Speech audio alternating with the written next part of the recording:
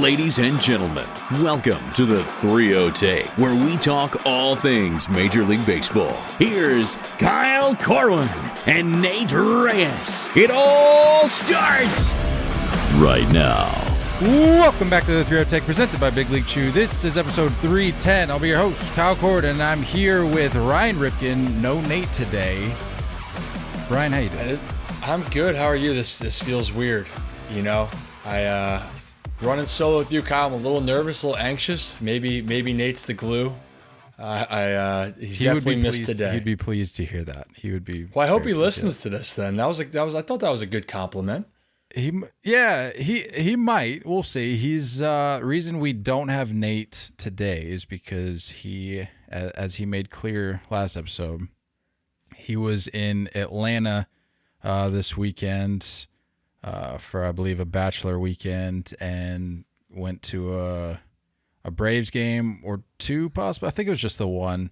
But says he's just feeling a little under the weather, so take that however you will. I'm not going to try and interpret that. I don't know. Hey, look, I just don't know how rowdy of a weekend it was for him. He said might be coming down with something, and I'll take him at his word. But that sounded like you're taking him at his word. Not alluding to anything. Again, like I say with the juice balls with Pujols, we're just exploring all of our avenues here, just getting it all out there. I'm just kidding. No stern unturned. No stir in the pot with me here today. But yeah, that's why we don't have Nate. Nate, hope you feel better. But we got a lot to talk about today, Ryan. First and foremost, Houston Astros. You may have heard of them. Yeah. How about the Houston Astros? Would you say, Ryan, that the Houston Astros are a team that, if not only this year, possibly beyond, go under the radar?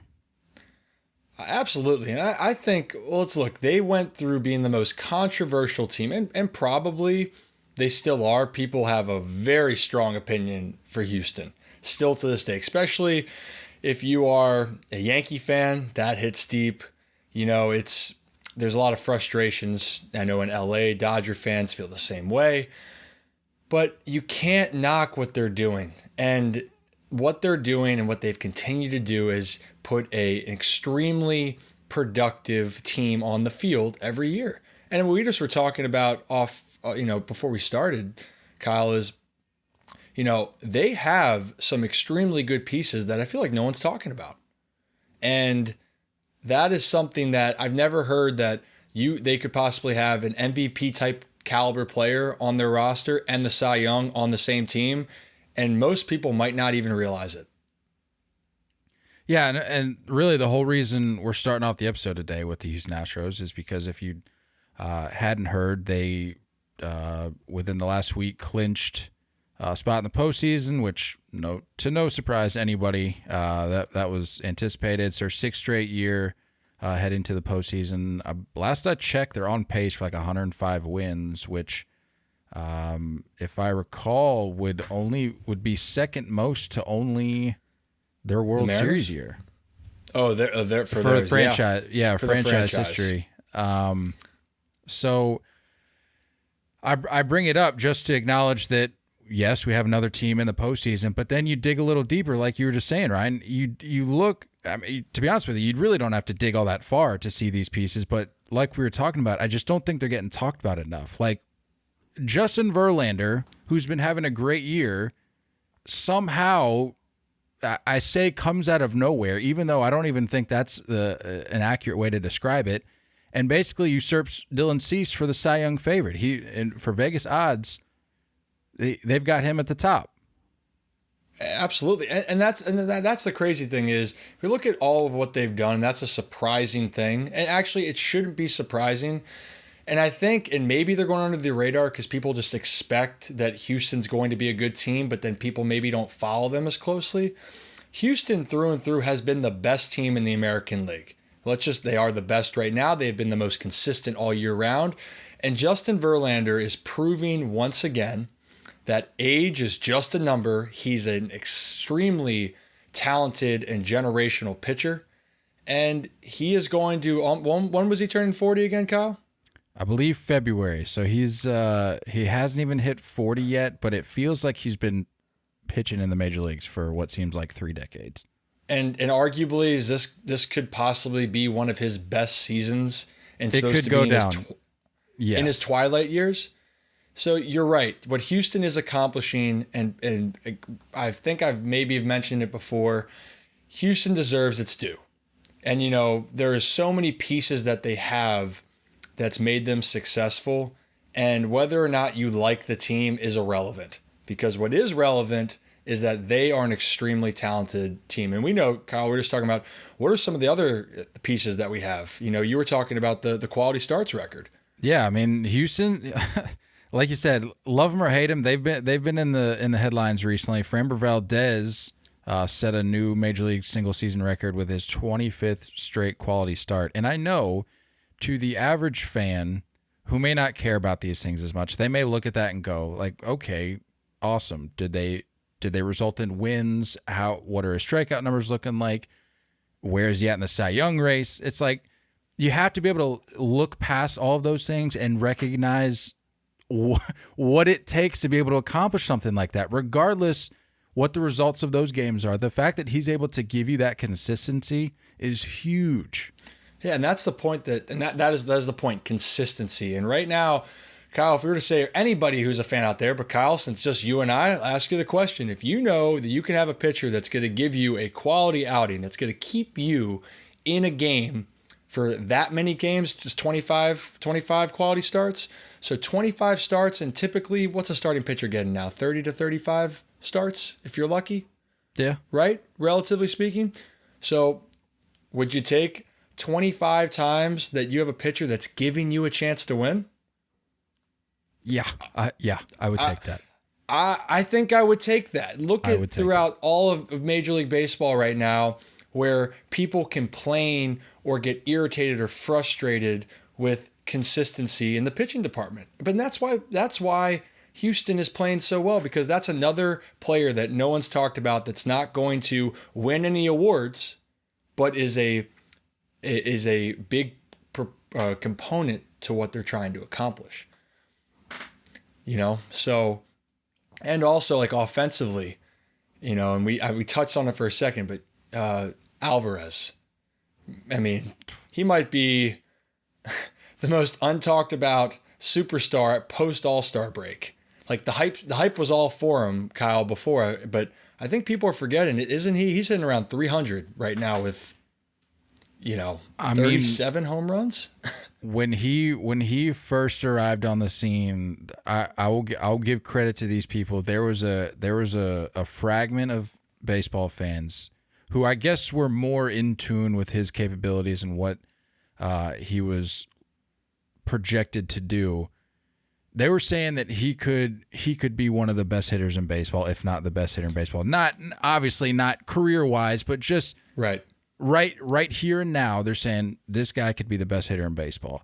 And when I heard that, I was like, I just don't know. That's a bold claim to make. But I'm telling you what, dude, this guy mashes, and he. For me, it goes beyond just being this one-dimensional beast where you're just hitting tanks all the time. This guy can put the ball. He can put the ball gap to gap. He can spray it all over the field. Like we just saw the game this weekend had 3 home runs.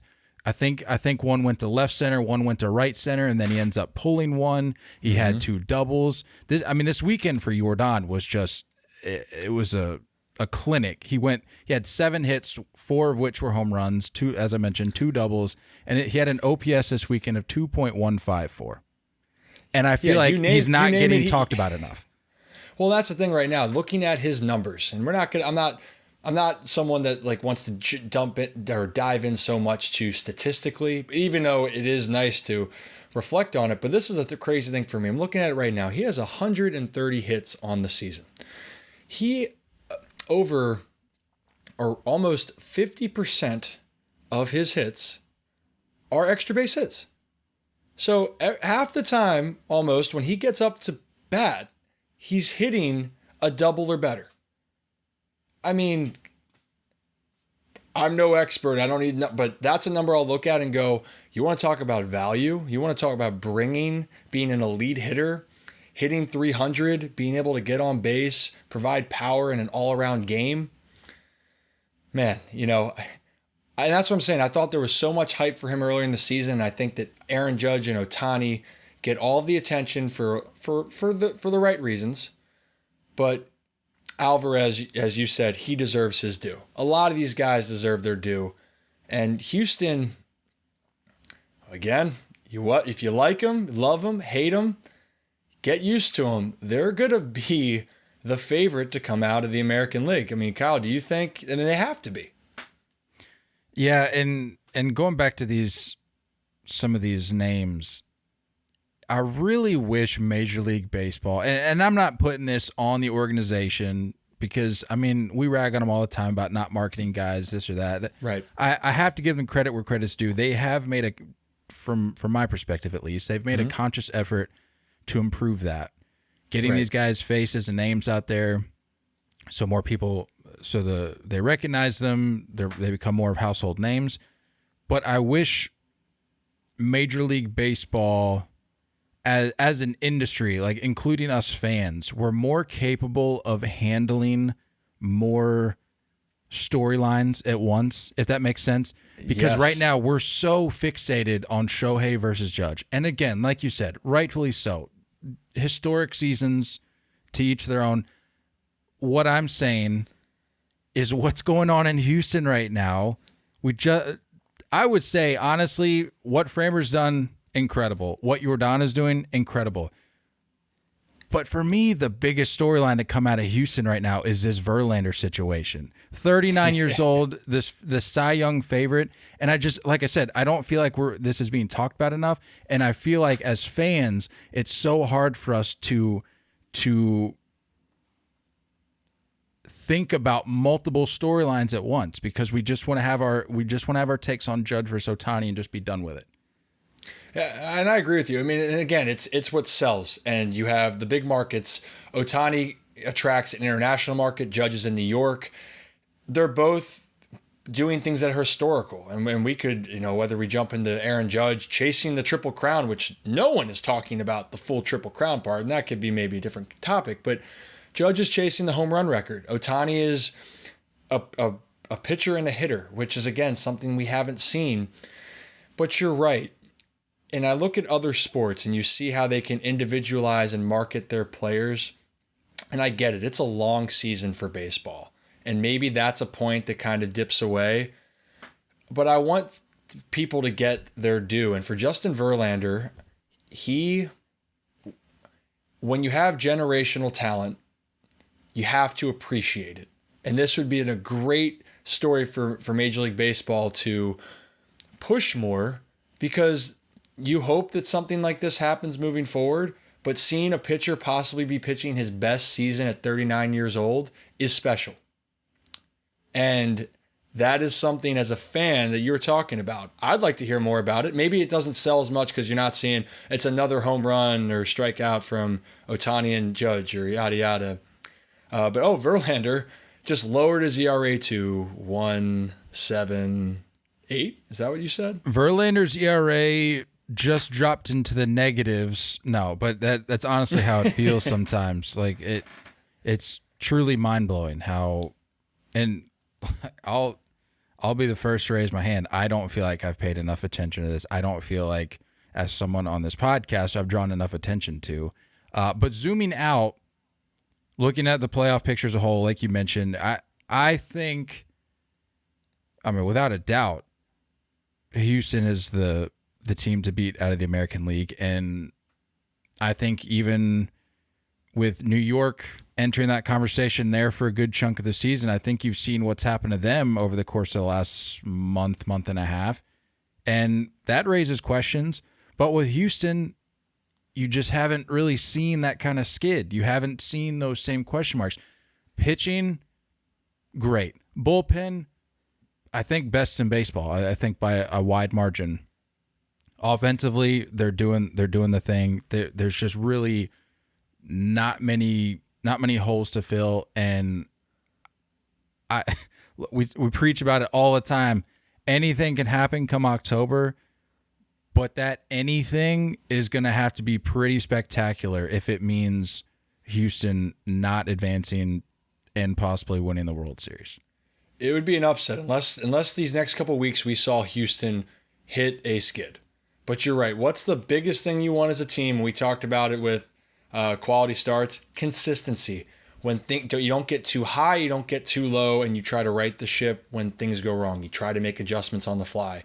And Dusty Baker's squad has done that. They have exceeded that. And that'd just even be a great story. On the side note, like Dusty Baker's running this team. It would be great to see him get a World Series. If you've been following him for years, decades, and the kind of the heartbreak situations he's had where he's come so close, it'd be great. It'd be great to see him.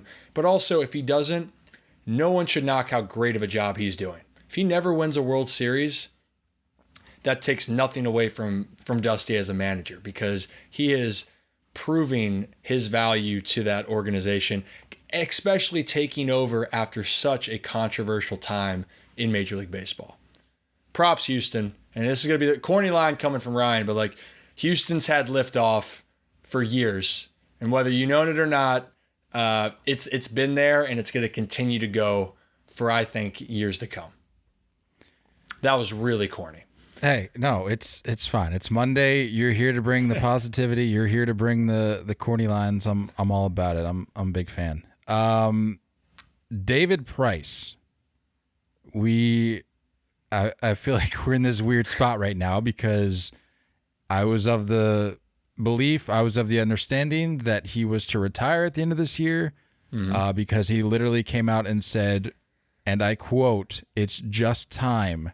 Everything on my body hurts," which then led to reports saying that he was going to retire at the end of the year. And then you informed me of a couple headlines that you had seen, which I then saw at a later time that said, well, pump the brakes. He's going to decide in the offseason. To which I say, and I think you would agree with me, this has to be the end for David Price. Like, I mean, the writing feels on the wall. Yeah. Like when there's smoke, there's usually fire, you know. But how about that? I mean, you've as a Red Sox fan, you've seen David Price. You've seen a lot of evolutions. What is something that you valued seeing with David Price? I have my own opinions, but you got to watch him during a special time. Yeah, I mean, when he was in the AL East prior to his time in Boston, I wasn't his biggest fan, and some baseball fans might recall his beef with David Ortiz, which I'm going to go to bat for him 10 times out of 10. So if you got beef with David Ortiz, I got beef with you. They went ahead, they fixed that situation once he came to Boston. I was like, all right, I'm cool with you.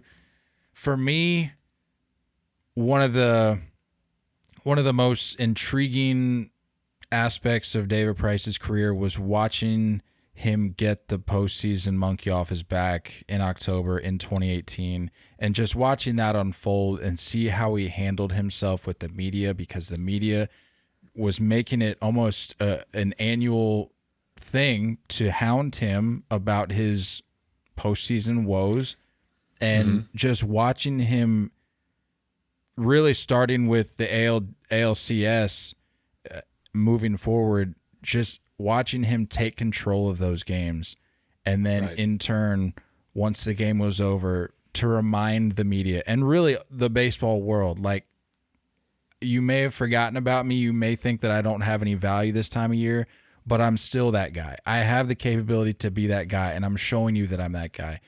And like, I don't care who you are. You could be the guy in the league that I can't stand the most, but if you're able to kind of announce yourself like that and to remind people I'm still that guy, I'm all for it, because I see and like I hear about what these things, or what kinds of things that these guys go through and what they hear from fans.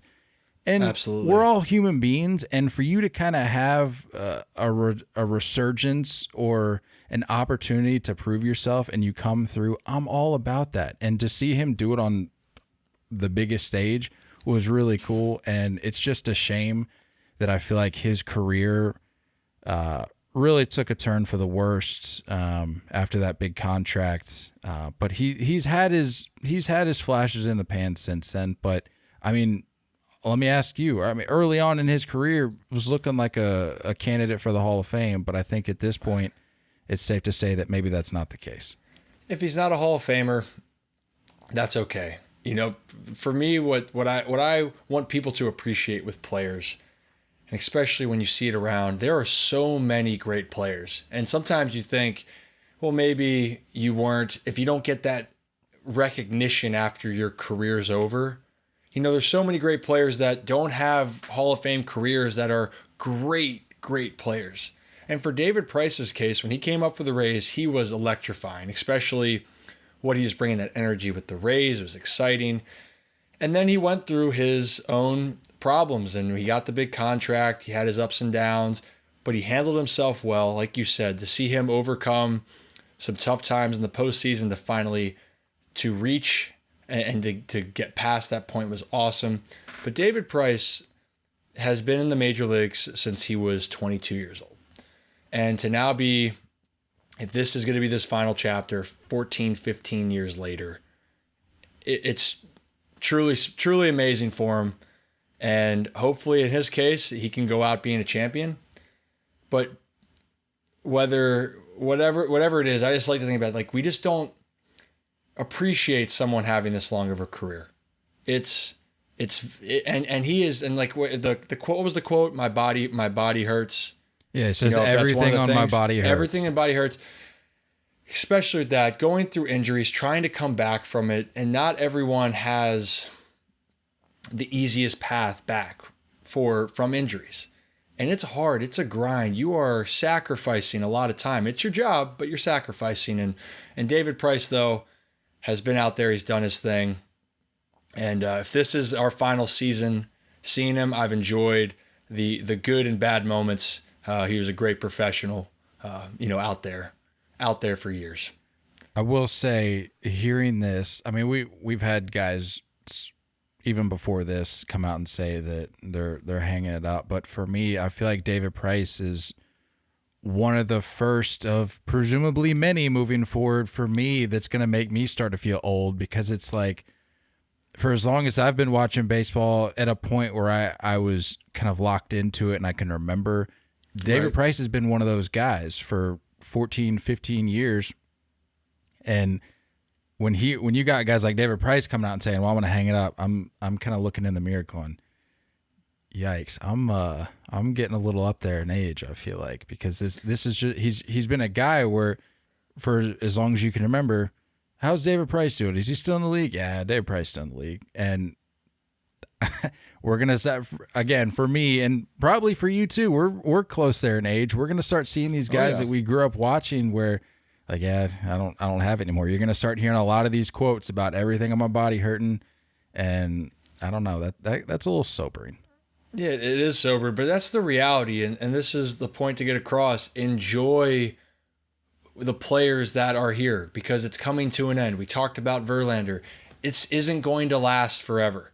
And that's what I'm saying. David Price, just was looking it up during this time, 5-time All-Star, Cy Young Award winner, runner-up twice. He had some great years and had great experiences. Yes, you're going to see the next generation, but enjoy these guys while they're here, because it's all going to come to an end. Every sport that you're watching. We see Tom Brady in the NFL, 45 or whatever he is now. Don't take it for granted. Don't take it for granted. David Price for me is one of those guys, and eventually all good things are going to have to come to an end. So props to Price.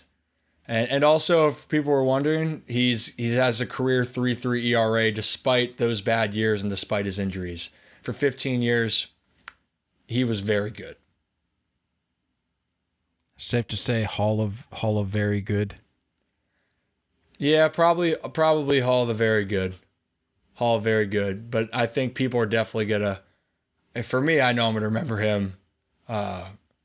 He'll always have that top notch in my book. I never really thought about the Hall of Very Good. Hall of Very Good's got a lot of names in there. A lot of names you wouldn't think would be in there, but Well, that's the thing is we should think of that. We should think of those guys because, Hall of Famers deserve to be recognized, but the very good players, don't ever forget those guys. I'm sure you have a lot of great moments watching a lot of those players.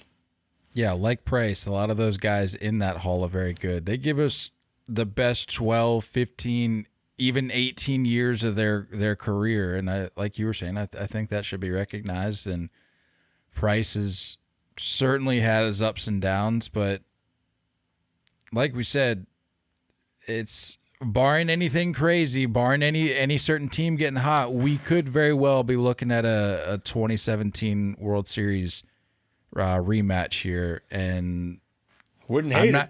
I'm not gonna put that out into the universe. I'm just bringing the obvious to light. I mean, I think majority of people, regardless how they feel about those two teams, can acknowledge, best two teams in baseball right now, and the teams that are behind them, like we talked about, the Yankees, for example, there's too much inconsistency there for me to put them as a shoo-in for the World Series. So really, for me, it's LA and Houston as it stands right now. Something could obviously change in the next couple of weeks before we get to October, but as it stands right now, we're looking at a possible 2017 rematch. We got to talk about Ozzie Albies, but before we do that, I'm gonna fill in for our buddy Nate here. Yeah. On the old, Big League Chew. Let you guys know about our presenting sponsor, Big League Chew. Founded by former left-handed pitcher Rob Nelson, Big League Chew started from humble beginnings in the Portland Mavericks bullpen in 1977. For more than 40 years, the iconic pouches packed with shredded, flavorful bubble gum has become the #1 shredded gum of athletes everywhere. Big League Chew has sold more than 900 million. It's probably safe to say they're pushing a billy at this point. 900 million pouches, probably a billion, and is designated as the Hall of Fame bubblegum. Grab some gum and head to Big League Chew's social media channels at Big League Chew on Twitter and at Big League Chew Gum on Instagram. And as I mentioned an episode or two ago, they're on TikTok, so hit them up on TikTok to show off your Big League bubbles. You can also find a list of retailers or purchase any of their products directly from their website at bigleaguechew.com. How are you feeling about this Ozzie Albies news? Big blow for Braves country. Yeah, it's a big blow for Braves country, obviously. And we talked about if there's going to be a team that seems to overcome adverse situations. I mean, this team won the World Series last year without their superstar outfielder in Acuna Jr. And it stinks. It just from a player's, like from a fan standpoint. I'm not a Braves fan, but I love seeing the best players that can be out there. It's definitely going to hurt with the Braves. But again, if the Braves pitching staff can continue to do what it's doing, they have a good lineup. They have the confidence to overcome it. But you just hate to see a guy like that go down. He does mean so much. And I guess I'm bringing up the point where I think that they can be okay. But do you believe, or do you think he brings a lot more intangibles to the team besides just, his play on the field? Well, that's what I was going to ask you. Is it a hot take to throw out there? I mean, it's not a hot take, I know, but do you think I would get hate for saying that all things considered, it's pretty insignificant if you look at the grand scheme of things? Like you mentioned, the Braves did it without Acuna last year. Mm-hmm. And I'm no expert here, but safe to say that if you can do it without Acuna for a good chunk of the year, you can do it without Albies it's possible that he's even back for October. They came out and said he's out for the rest of the regular season, but the postseason is still a possibility. Right. So all things considered, I feel like this is kind of, it sucks. It sucks for the clubhouse. It sucks for the chemistry. But if you're the Braves, this just has to be something, especially with the last few years you've had of next man up, next man up, next man up. This has to be something where you kind of take the blow, you brush it off, you shrug it off, and you keep moving forward. That really has to be what it is. Well, and then that's what you have to do. You have no other choice. It just, how is your attitude going to be moving forward? And to be quite frank, the Braves mentality in my mind should be, well, like we said, they've dealt with this in the past. We've seen this before. This is not new to us. We'd love for him to be out there. And that's the beauty with baseball. I want to just paint this picture.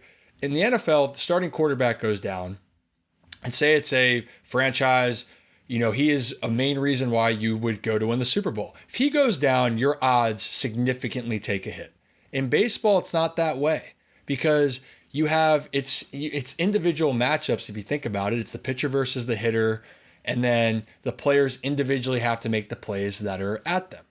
So you can plug and play someone, and if they can get hot, they can play well, you can overcome that. At the end of the day, in the postseason, I would say if this is one of their starting pitchers, one of their aces, one of their main guys, that to me would be more alarming.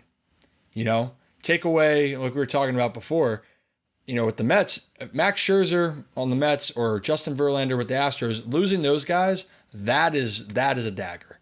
That would be a big blow because that's what you need to help you get to the next level in the postseason. So it's interesting. Baseball, you can plug and play guys. And how many times have we seen, I'm trying to think of, and I know this is ad-libbing, but how many times do we remember a player that maybe didn't have a big name, just have some unbelievable moments in the postseason as a position player? And I'm going to look this up and post about it later or something. But who was the hitter on the Giants that hit the home run to go to the World Series? Oh, that was send him to the World Series, right? Wasn't it like, what was that guy? I'm terrible with names. It was like Ishikawa or something, right? Yeah, something. Yeah, we're gonna have to check that. But my point is, was he a main point for that team? No. Did he have his big moments in the postseason? Yes. So they will be fine. The Braves will be okay. Travis Ishikawa sends the Giants to the 2014 World Series. Look at that recall. Look at that, just like that. I mean, you don't have to look far beyond last year's Braves team with Eddie Rosario. Like maybe a little bit of a different situation, but I mean, look at what that guy did. So great example. Again, if you're the Braves, you're missing out on a guy hitting 247. He's giving you 8 home runs and 35 ribbies this season. I'm not an expert here, but I think the damage done here is pretty minimal. Again, you're missing one of the guys. I put in air quotes. He's one of the guys when you think Braves. He's in that group, and it's going to be a blow to the clubhouse for just a little bit. But I think you can replicate that from somebody filling in that spot for maybe a month. Like you'll be fine. And absolutely. And then what we've just talked about, get to the postseason. You're in the postseason, whoever you have, anything can happen. We talk about, yes, certain players have more of a value, but if you look back in the postseason, anything can truly happen. Anybody can step up, plug and play. And that's what the beauty of this game is. You can have so many more unsung heroes come October. The Braves are more than capable of finding a way to play without them. So Nate and I, last episode, 309, went real deep into the conversation about Aaron Judge and Shohei Ohtani. We're very much in the pro-Judge MVP camp. And something we did talk about, or something, a point that I brought up, and tell me if you agree with this or not. But I feel like with the pro-Judge MVP crowd, it's people coming to the table saying, look, what Shohei is doing is incredible, and it deserves to be talked about as much as it's being talked about because you just don't see this every day. You don't even see this from one generation to the next. But here's why I think Aaron Judge is the MVP. And that's that. But with the Shohei MVP crowd, it's this weird Shohei's the MVP. Nobody's in the same stratosphere as this guy, and I don't want to hear any more conversation beyond that. And I just don't feel like that's reasonable because they're very much, well, you don't even need to look at the stats because just look at what he's doing to change the game of baseball. It's like, Well, no, you should look at the stats, because if you look at the numbers and see what Aaron Judge is doing, look at every offensive statistical category in baseball. And Judge is leading, and if not leading, top 3. So this weekend, Judge goes out and hits 58 and 59 to pull himself within 2 of the AL record and Yankees record. Yep. Where do you stand on that subject as it stands right now? And I've said before, I hate, people are going to pick sides. I do believe Judge, but before I go more into why, I want people to just be a fan, enjoy what you're seeing. And that is player. I can't emphasize this, and I feel like I'm beating the drum. Maybe I'm getting all fired up again, like when we talked about juice balls with Pujols. But historic seasons, enjoy them, relish them. What Ohtani's doing, enjoy every year that he's doing this, whether it's a great year or not, because it's special. Same thing with Aaron Judge, but the reason why with Aaron Judge, and I just don't think it gets enough credit, again, it's been 61 years that somebody has hit 61 home runs, and that was Roger Maris in the American League. And Hold up. Is it really been 61 years? Why did I not make that connection? 1961. Holy cow. Roger Maris hit 61. I think I'm right there. Fact check me if I'm wrong, but as you know, I'm never wrong. Holy Just cow. kidding.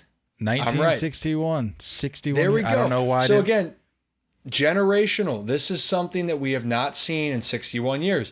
Some, for if you have your parents or my parents are around that time, but they wouldn't be able to remember that. So my point is generational, a couple generations, people haven't seen this. They don't remember any of this. And whether or not, however you view the steroid era, completely, however is up for interpretation. But if you even want to go there, it's still been 21 years since someone's hit over 60 home runs. 21 years since someone's accomplished that feat. Stan, whatever it was in Miami, came close, and he didn't. And Judge is doing this, and not only is Judge doing it to break a home run record, he is now chasing the Triple Crown. We just talked about that before coming on again today. Aaron Judge is going for 2 historical feats in one season. I'll say that again. He's going for 2 historical feats in one season. He is going to win the RBI and home run title, and he is 1,000th of a percent point behind Luis Arraez. Whoever's the leader. The gap closed considerably this weekend.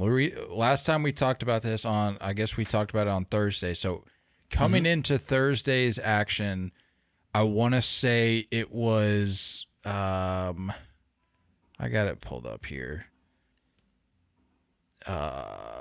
Judge was at 310 entering Thursday. Luis Arraez was at 320. And it's now down to, what, 1,000th of a point? It's like 317. One's in 317. Judge's in 316. Yeah, it's very much in it. Because I'll be honest with you, I looked at that and I was like, 10 points. If Luis Arraez keeps doing his thing, that's going to be a tough gap to close. And literally, it took a weekend. It's very much in the realm of possibilities. And again, that's the thing that's so special, and that's to me the bigger point of why Aaron Judge, to me, if you want to go across every landscape, he is the reason why offensively the Yankees are where they are. Through the good and bad, he has been the face, the glue that's kept the team together, and on top of it, he is chasing 2 historical things, or 2 historical feats that we are not used to seeing. And you can't replicate that. And that's no knock to Ohtani. And I know people can look at that, but recognize and appreciate that Aaron Judge could be accomplishing 2 historical feats in 1 year. I don't think, did Barry Bonds ever win a Triple Crown? I'm just trying to even think back to the steroid era, because if people were to talk about that, it's the Triple Crown winners. Let's look that up really quickly. It's a feat. It doesn't happen very often. And I think that's the cool thing. Go ahead. So Barry Bonds in 2002 hit 370. Okay. And led all of baseball. And then in 2004, hit 362, which was tops in the American League. Or, I'm sorry, the National League. But he didn't win the Triple Crown. No, Barry Bonds has never won a Triple Crown. So here we go. I pulled up the list here. Miggy Cabrera did in 2012. Who's the last person besides Miggy to hit for the Triple Crown? Dude, we look. You should know, Kyle. It resonates with It was Carl your Yastrzemski. team. It was Carl Yastrzemski, Yes. but I had. Hold on. I want to, because I feel like it's worth repeating. I had a note here. Oh, right. We were talking about, I think it was last episode, we were talking about how they're only once it. Let me give you a little trivia. The listeners already know because I've already shared this last episode. I want to see if you can guess. When was the last time in history that we had a Triple Crown winner in both leagues in the same season? Because we're looking at that being a possibility. Ooh. Is it ever? Has it happened? It's happened once. Okay, oh man. It's either got to be like, I feel like it's in that 60s time frame, or it's going to be way back in like the 20s, 30s, 40s. Am I close? Is it that far back? It's the further back option. Yes. Okay. Yeah. Just tell me. So it's a while. What do you got? 1933. Hall of Famers Jimmy Fox and Chuck Klein. Wow. So yeah, to your point, there's the reason I bring it up. There's just a lot of history at stake here. And that goes back to my point, and I don't want to have to go down this Judge rabbit hole again because we talked about Judge at length, at nauseum, you could say, last episode. But I just want it to be clear that Shohei Ohtani isn't the only one that has history on his side, if you will. Because, again, it goes back to people that just constantly want to throw out the Babe Ruth thing, the Babe Ruth thing, the Babe Ruth thing. Aaron Judge has history on his side as well. So I just want to make that clear and double history. Yeah, exactly. He's going for 2 feats again. I think I've said feats 10 times maybe already, but feats. I'll say it one more time. I'll say it one more time. 2 more feats. It's incredible. Can you say it one more time? Feats. Feats. What was the other one? Plural. That's with an S. It's an S. Feats. I'm doing this again. What was the word I did? I had another phrase. I know exactly what you're talking about. I'm having some Ryanisms, and I apologize. Grammar, not there. Still finishing up my degree. I apologize. I'll get better. I'm here for it. But everyone gets my point. The point is across. Judge, really awesome. But then you brought up a great point. We could see another Triple Crown winner. Baseball is having history across too. Earlier in the episode, talking about storylines that we don't know about or as much about that people aren't following. It would be great for MLB to notice that, but for the people, whether or not you're looking at Ohtani, Judge, as baseball fans, look at what the league's doing. Appreciate what guys are accomplishing because you might not see it for 60 years.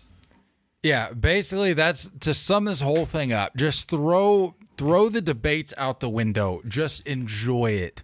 Enjoy it. Because like you said, we brought up Stanton. That was the last time we had somebody pushing 60, and he didn't even get there.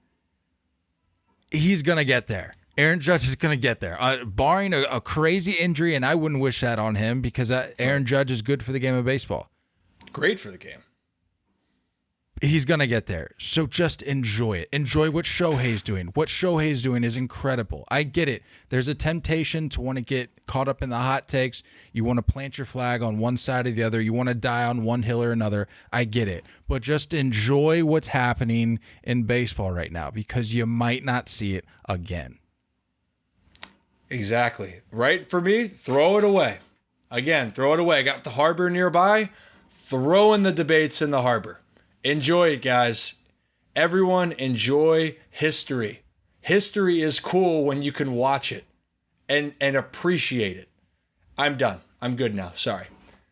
History's Ryan. cool. And another thing that's cool is our friends over SeatGeek. Our friends over SeatGeek. Oh, that is cool. It's the answer to all your ticket needs. You're looking for tickets, you have plans of friends or family to make it to an upcoming game or concert, or you're even looking months ahead to nail down a date to get tickets before they sell out. With SeatGeek, you can find tickets to games, concert shows, and even theater performances with just a few easy clicks, or making it even better for you if you're a first-time user. SeatGeek. Next time you add some tickets to your cart, use our promo code 30TAKE. It's our social handle at checkout to save $20 instantly off your first purchase as a first-time user. It's all you got to do to save some of that. Nate somewhere, wherever he is right now, is saying cold hard cash. Enter promo code 30TAKE. That's our social handle at checkout. Oh, what else we got to check in on? We checked in on the Triple Crown watch. We got to check in on the Pujols watch. He's at 698. He's right there. He's right there. Hey, Kyle, what was the stat that we had besides just, again, throwing out the accomplished feed? What is the Cardinals' record this year when Pujols homers? 15-1. 15-1. That's not like 9-7, 11-5. No, 15-1. And we've talked about it at length. Albert Pujols is not only stat padding. Yeah, he's stat padding in the sense that, hey, let's get to 700. Why don't we? He's helping the team win games and important games as we get closer down the stretch. So, again, not that we need to go down the whole Pujols thing. I just wanted to check in on the race because I know somewhere Nate's sweating, knowing that he's going to have to be writing this apology letter. I think he's got a rough draft already planned out. I believe he does. I think he spent the majority of his flight to Atlanta writing it up. Is what Dear I'm guessing. Albert, yes, an open letter to Albert. Dear Albert, open letter to Albert. It'll be featured on all the mainstream media outlets. It'll be all over. You'll see it. No, but for me, it comes down to what I've been saying for really the last 2-3 weeks is you just, and I will admit it is what sparked the whole conspiracy about juice baseballs and all that, because it's one of those things where you just don't remember Albert Pujols seemingly not being able to go multiple games without hitting a home run. Like, I just don't recall that being a thing, but it seems like every few games now it's, well, Pujols did it again. And so I don't know what to credit that to. I don't know whether it's a mental switch where he realizes what's at stake here. He realizes how little time he has left and he's just flipped a switch and that's why he's so locked in. I don't know what it is, but it's cool. It's cool being able to not go more than what seems like 2-3 games without hearing about an added home run to the total. It's magic. It's magic. It's some things that, like, and anything that anyone does, if any athlete in any sport that you do, you have, when you're locked in, you're dialed in. And usually it gets harder to accomplish these things as you get later into your career or whatever it may be. But it's safe to say that concept applies to Pujols right now. He is dialed in. He is locked in. And whether it makes sense for his age, of what's going on, to me, it's irrelevant. It also could be he's a great player. He's done it before. And it could just be a magical situation where the stars are aligning, but also that competitive nature that he truly is dialed in. And we're looking at it. I mean, he's 42, I believe. And we were talking about Verlander. Some of the greats in certain situations might just have an extra switch. And right now, if that's the case for Albert, the switch is on. It is, and it has been on for the last 2 months. And it's so exciting. And now you get into the discussion with it now. Are the Cardinals going to make some noise in the playoffs? And is this going to be a true fairy book or fairy tale ending? It's amazing. It's great. Oh, and guess what? Another historic feat is happening, folks. Enjoy it. Had to throw it in. Yeah, you really put it into perspective. There is a lot of a lot going on. A lot going on right now. I'm sure right now. Yeah, I was just going to say, that goes back to my original point, is I just don't feel like as baseball fans we're capable of handling multiple headlines like this at a time, because it's, especially with the magnitude that some of these carry. I mean, they all carry weight because it's all historical stuff. But I just, selfishly, I almost feel like some of these milestones could have been like staggered a little bit over the course of a few years, or even just over the course of this year. But I feel like everything is coming to a head down the stretch here, and it's a lot to handle, and like you were saying, to enjoy it. Admittedly, it's, as a baseball fan, it's hard to enjoy it all because there's just so much to process and so much to try to catch. Because if you want to be somebody that's locked in to a broadcast to catch this milestone, that's where your attention's at. And like I said, all of this is coming to a head, and there's just going to be a lot over the next couple weeks here that we're going to have to be locked in for. And we get consumed by, if you have a favorite team, you're going to spend the majority of your time watching your team. Makes sense, and everything you do. Like, I root for the Orioles. I mean, I'm from Maryland. Makes sense. I mean, I'm a football guy. I love the Ravens. I'm going to follow the team. But if you want to see, there's so many, that means there's, 29 to 30, whatever other teams in baseball, football, whatever team you follow, where great things are happening. And right now in Major League Baseball, from individual standpoint to getting into the postseason, and we've touched on it in past episodes when I've come on, Seattle, if they get in and they lock it in, there's a chance at history right there. The Mariners have never been to the World Series and never won the World Series then, obviously. Tampa Bay would be another team that's never won. So not only are we seeing individual performances, but if you can take a step back and see that you could be a part of a bigger scene in Major League Baseball this year, like, that's really cool.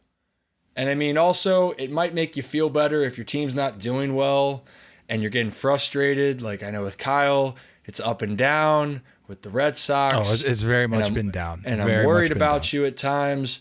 And but the thing is, isn't it cool? Aren't you enjoying seeing what's happening? Oh yeah, having all of this despite as a the distraction, Red Sox struggles. Oh, yeah. It's a beautiful thing. So like, on one side, like I said, there's just a lot to be locked in for, but at the same time, it's for the majority of baseball fans out there, because there are a lot of teams out there who have been down and out for a lot longer than the Red Sox. I'll say that. It's nice having those distractions.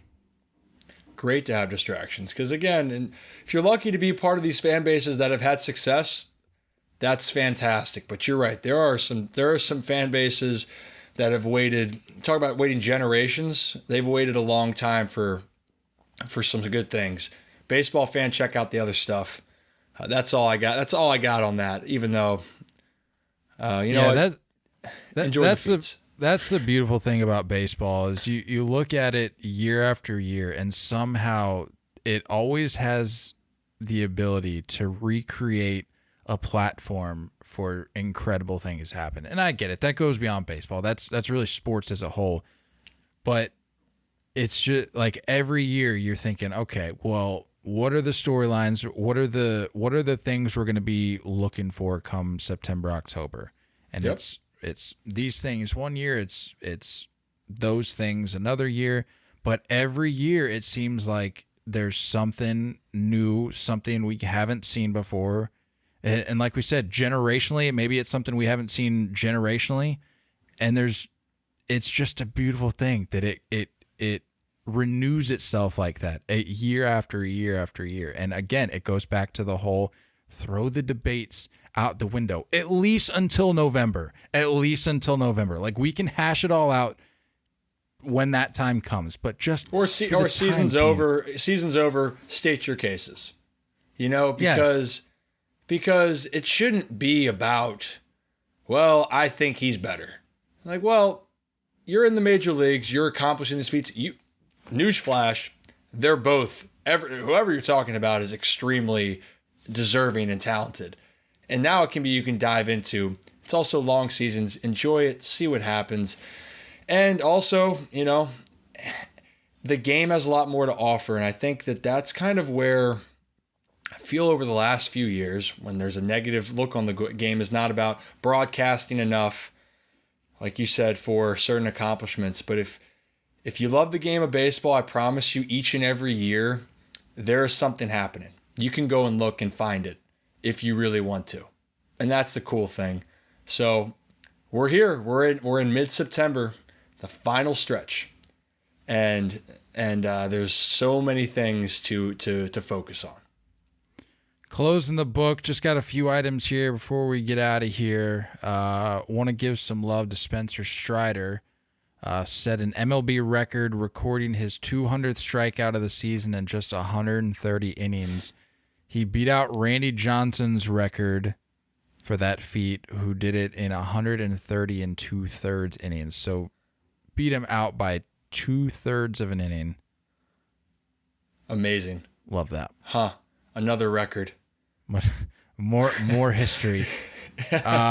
Another shout out. Props to him. That's awesome. Yeah, big effort coming from Spencer Strider this year. Love to see that. Love that for Braves fans and for the team. Willie Adames, another shout out, breaks Robin Yount's franchise record for homers at short. He hit his 30th on Saturday.